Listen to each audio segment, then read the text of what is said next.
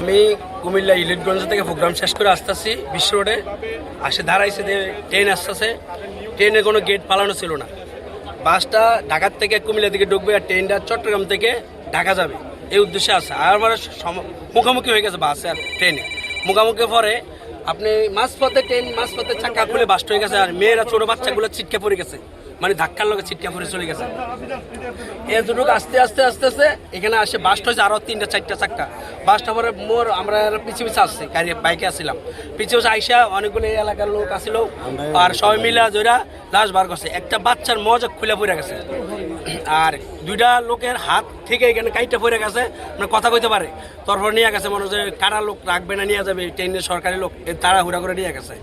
আর আমার জানা মতন 15 জন লাশ আমি দেখছি এখানে আমার চোখের সামনে। আচ্ছা, মন থেকে আমি এটা জানাচ্ছি, উনি যদি একটু দৃষ্টি দেয়, মানে যে রেল যারা গেট পালায় ওরা কোনো জাগন থাকেনি। আজকালকে যদি জাগন থাকতো তাহলে আর এরকম দুর্ঘটনা হইতো না। কুমিল্লা তো চট্টগ্রামের যেখানে জন সজাগ থাকে, ওরা ডিউটিটা যখন সঠিকভাবে পালন করতে পারে। কুমিল্লা মেডিকেলও আছে কিছু, আবার টাওয়ারও কিছু আছে, সব জায়গা মানে নিয়ে গেছে সিটটা বিটা। এক মেডিকেলে নাই স্যার, অনেক জায়গাতে নিয়ে গেছে লোক। এখানে আবার শুনে আমি বাইকটুন বাড়ি গেছি, আইয়া দিয়ে যে কোনো লোক নাই। পরে আমার আরো ভাই এসেছিল, তাদের রাখসাইডে আনছি, আইনে আমরা প্রায় 9 জন লোক মৃত্যু বার করছি এটার তুলে। ঠিক আছে, আর জীবিত বার করছি আরো 5-6 জন।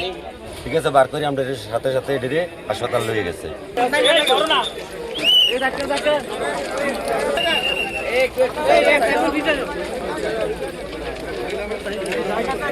গতকাল রাত্রে প্রায় 3টা। এখন পর্যন্ত যেটা আছে, এখানে ঢাকা চট্টগ্রাম ট্রেন চলাচল মধ্যে এই বাসটি রাস্তার উপরে উঠে যায় এবং ওইখানে সম্ভবত ছিল না, রেল গেটটি বোধহয় ছিল না, ওপেন ছিল। তবে এটার ব্যাপারে তদন্ত কমিটি গঠন করা হয়েছে, রেলওয়ের পক্ষ থেকে তদন্ত কমিটি গঠন করা হয়েছে, ডিসি সাহেবের পক্ষ থেকে তদন্ত কমিটি গঠন করা হয়েছে, রেলওয়ের পক্ষ থেকে বোধহয় মধ্যে 2 জনকে সাসপেন্ডও করা হয়েছে। সো এই দুর্ঘটনাটায় এই পর্যন্ত আমাদের কাছে যে আছে 12 জন নিহত হয়েছে। এর ভিতরে 6 জন পুরুষ, 3 জন মহিলা, 3 জন শিশু। এবং ঘটনাটা অত্যন্ত দুর্ভাগ্যজনক, অত্যন্ত দুঃখজনক।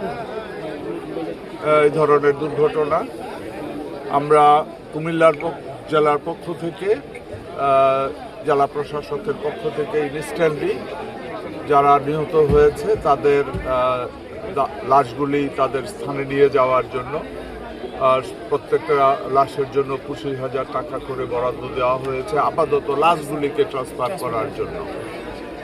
আর আমাদের এখানে আহত যে কয়জন আছে এটা চিকিৎসাধীন আছে। কিছু লোক প্রাথমিক চিকিৎসার পরে চলে গেছে, যারা হয়তো বাসের আগে পিছু ছিল, ট্রেনের মধ্যে লাগেনি। এই হলো বর্তমান অবস্থা। আমাদের মাননীয় রেল প্রতিমন্ত্রী সাহেব এর মধ্যে রওনা দিয়েছে, আশা করি কতক্ষণের মধ্যে উনি এসে পৌঁছবে। তো উনি রেল এবং সড়ক 2টার মিনিস্ট্রির প্রতিমন্ত্রী। সো আমি ব্যক্তিগতভাবে আমি যেটা বলবো যে এই ধরনের হাইওয়ে উপরে যে সমস্ত রেলওয়ে হাইওয়ে এবং রেল ক্রসিংগুলি আছে, আমরা এটা নিয়ে আমরা আগামী দিনে যে মিটিং হবে, ফার্স্ট প্রায়োরিটিতে আমরা এটা নিয়ে আলোচনা করব। বিশ্বব্যাপী এখন এই ধরনের রেল গেটগুলিকে অটো সিস্টেমের ভিতরে নিয়ে আসা হয়েছে, যেখানে আজকে হয়তোবা আমাদের যে ওইখানে গেটম্যান ছিল, হয়তোবা গেটম্যানের অনুপস্থিত ছিল বলে এটা হয়েছে। কিন্তু ওই অটো রেল গেটগুলি নির্দিষ্ট একটা সীমানা ক্রস করার পরে রেলওয়ে, আপনারা জানেন গেটের সাথে রেল গেটের সাথে রেলওয়ের সিগন্যালের বিভিন্ন কানেকশন থাকে। দ্রুততম সময়ের মধ্যে আমরা চেষ্টা করব যে বিশেষ করে শুধু এটা নয়, যে সমস্ত হাইওয়ে কানেক্টিং রেল ক্রসিং আছে এগুলির ভিতরে অটো গেট সিস্টেম করার জন্য।